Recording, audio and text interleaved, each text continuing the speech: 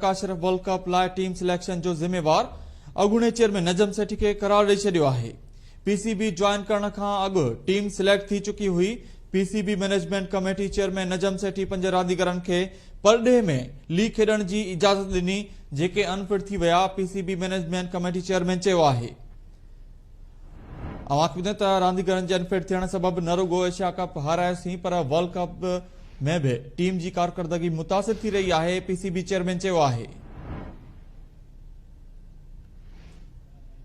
इन हवाले से वधीक तफ़सील लाइ लाइन ते मौजूद है स्पोर्ट्स एंकर पर्सन मुजाहिद सोलंकी। मुजाहिद, ज़का अशरफ वर्ल्ड कप लाइ टीम सिलेक्शन जो ज़िम्मेवार अॻूणे चेयरमैन नजम सेठी खे करार ॾेई छॾियो आहे। अपडेट कजो। जी बिल्कुल राबेल, पाकिस्तान क्रिकेट बोर्ड की मैनेजमेंट कमेटी के चेयरमैन चौधरी ज़का अशरफ चयो है कि पाकिस्तानी टीम इन वक्त वर्ल्ड कप में खेॾी रही है। यह टीम ऐं उन सां गॾु जेको कोचिंग स्टाफ है वो एशिया कप खां अॻु में ही नजम सेठी सिलेक्ट कयो, जिनमें टीम जा समूरा रांदीगर ऐं कोचिंग स्टाफ भी शामिल हो।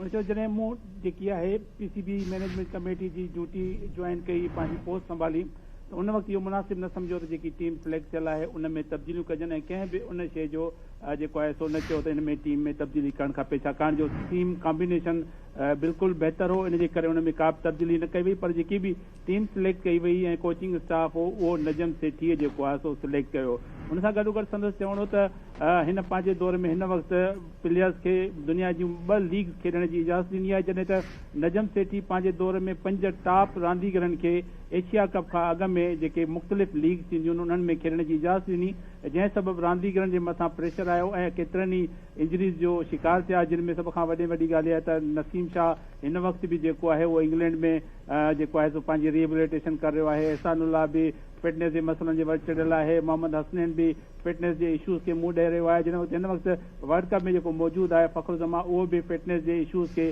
फेस कर रहियो आहे। त उन हवाले सां संदसि चवणो त जेके तनक़ीद कनि पिया त ही जेके भी फ़ैसिला कया आहिनि उहे संदसि दौर में थिया आहिनि, पर हुन इन ॻाल्हि जी तरजीह कई आहे त इहे जेके भी फ़ैसिला हुया उहो अॻूणो जेको चेयरमैन हुयो नजम सेठी उन जे दौर में थिया। जी वॾी महिरबानी अपडेट करण लाइ मुजाहिद सोलंकी।